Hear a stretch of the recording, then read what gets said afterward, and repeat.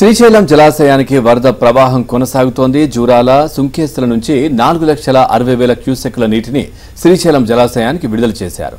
Srisailam project పూర్తి స్థాయి నీటి నిల్వ 215.8 టీఎంసీలుగా ఉండగా ప్రస్తుతం నీటి నిల్వ 198.36 టీఎంసీలు ఉంది. శ్రీశైలం కుడి, ఎడమ జల విద్యుత్ కేంద్రాల్లో విద్యుత్ ఉత్పత్తి కొనసాగుతోంది. అలాగే శ్రీశైలం నుంచి పోతిరెడ్డిపాడుకు 15,792 క్యూసెక్కులు, కల్వకుర్తి ఎత్తిపోతలకు 1,600 క్యూసెక్కుల నీటిని విడుదల చేస్తున్నారు.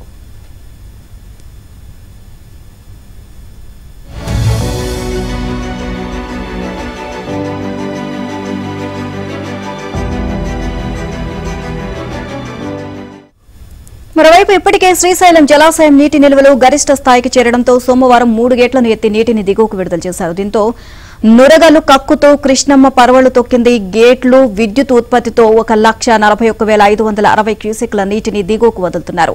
ఇలా కేవలం 12 రోజుల్లోనే నిరంతరం వరద రాకతో ప్రాజెక్టుకు జలకళ సంతరించుకోవడంతో పర్యాటకులు సైతం శ్రీశైలం ప్రాజెక్టుకు పోటెత్తుతున్నారు.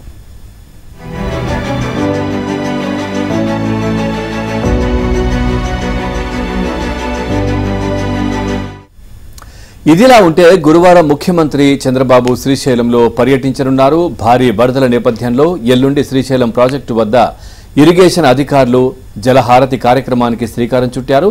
ఈ కార్యక్రమానికి సీఎం చంద్రబాబు హాజరై శ్రీశైలం జలాశయం దగ్గర కృష్ణమ్మకు జలహారతి ఇవ్వనున్నారు. ముఖ్యమంత్రి పర్యటన నేపథ్యంలో అధికారులు విస్తృతంగా ఏర్పాట్లు చేస్తున్నారు.